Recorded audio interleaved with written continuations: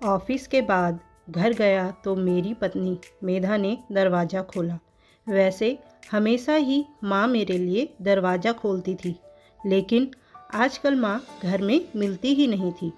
मेरी पत्नी हमेशा कहती कि तुम्हारी माँ के पर निकल आए हैं, घर में टिकती ही नहीं है, जैसे ही तुम जाते हो वो भी निकल जाती है।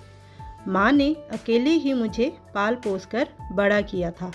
माँ की पूरी दुनिया ही मैं था।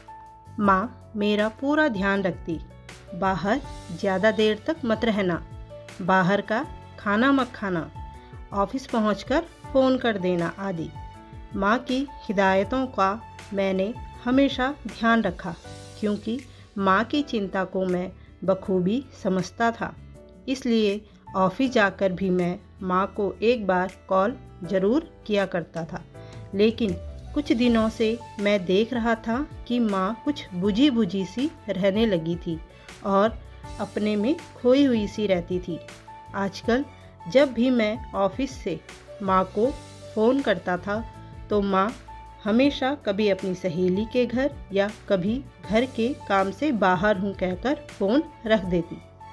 एक दिन मैं माँ का पीछा करते करते वहाँ पहुँच गया जहाँ माँ जाती थी। माँ एक हॉस्पिटल में गई।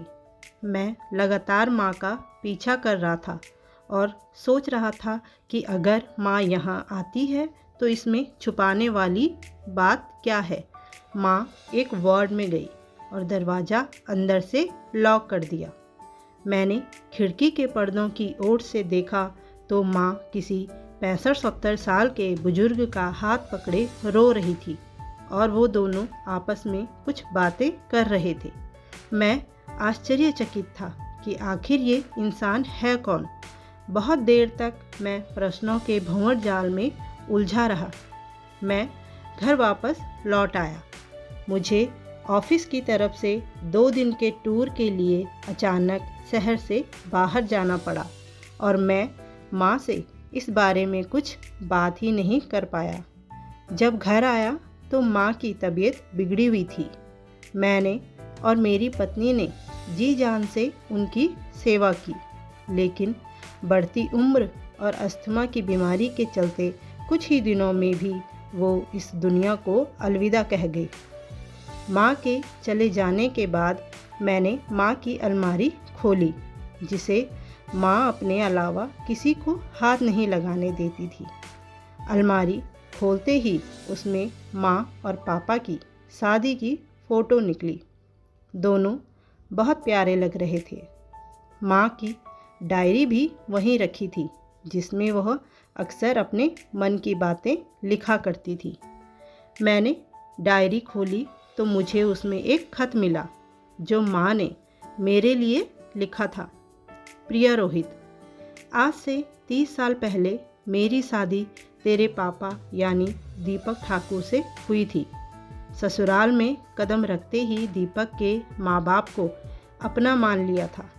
सुबह से रसोई का काम हो या घर की साफ सफाई और सजाना, सभी को बहुत अच्छे से कर रही थी। 1 साल बाद भगवान ने तुम्हें मेरी झोली में डाल दिया। अब मैं ज़्यादा व्यस्त हो गई थी। घर, सास ससुर और तुम सब कुछ अकेले ही संभाल रही थी।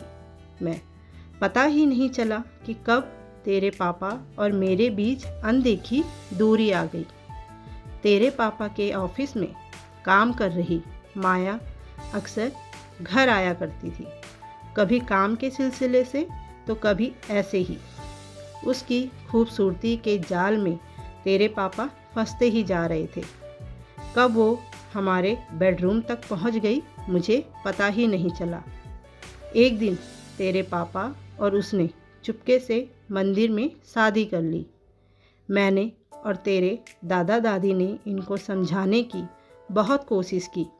मैंने तो तेरा वास्ता भी दिया, लेकिन तेरे पापा पर माया के माया जाल का चश्मा चढ़ा था। हम सब ने तेरे पापा से रिश्ता ही खत्म कर दिया। कुछ दिनों पहले जब मैं बहू को लेके हॉस्पिटल गई थी, वहीं पर मुझे तेरे पापा भी दिखे। उनके गलत निर्णय उनको जीवन के चौराहे पर घसीट लाए थे। माया को उनसे ज़्यादा उनके पैसों से मतलब था। वो अपने ऐशो आराम या पार्टी में ही बिजी रहती थी। उसे कभी घर परिवार से कोई मतलब ही नहीं था। तेरे पापा और माया का एक बेटा भी है जो अपनी माँ के नक्शे कदम पर चलने लगा। उन दोनों को तेरे पापा से कोई मतलब नहीं था, इसलिए मैं कुछ दिनों से उनकी देखभाल के लिए जा रही थी। जिस दिन तू मेरे पीछे पीछे हॉस्पिटल आया था, उस दिन तेरे पापा मुझसे माफ़ी मांग रहे थे। जो उन्होंने भूल की वो उसका पश्चाताप करना चाहते थे। उन्हें अपने किए पर पछतावा था। बेटा, मैंने उन्हें माफ़ कर दिया है, हो सके तो तू भी उन्हें माफ़ कर देना। बेटा, हो सके तो उन्हें एक बार हॉस्पिटल देखने ज़रूर जाना। तुम्हारी माँ। मेरे आंसू रुकने का नाम नहीं ले रहे थे। मैं समझ गया कि माँ कभी पापा के बारे में बात क्यों नहीं करना चाहती थी। इतना दर्द, इतनी तकलीफ़ माँ अपने अंदर लिए थी, लेकिन मेरे सामने कभी जाहिर ना करती थी। मैं भागकर हॉस्पिटल गया। मैंने अपना परिचय उनको दिया। माँ के बारे में सुनते ही उनकी आंखों में आंसू भर आए थे। अपने पिता को माफ़ कर दो कहकर उन्होंने अपना हाथ मेरे सर पर रखा और हमेशा के लिए दुनिया छोड़ गए। मैंने विधि विधान से उनका अंतिम संस्कार किया। दोनों का इस तरह एक साथ जाना मैं प्रमाणित करता था कि दोनों में प्रेम की गहराइयाँ थी। धन्यवाद दोस्तों। कहानी पसंद आई हो तो कमेंट, लाइक, चैनल को सब्सक्राइब ज़रूर करिएगा।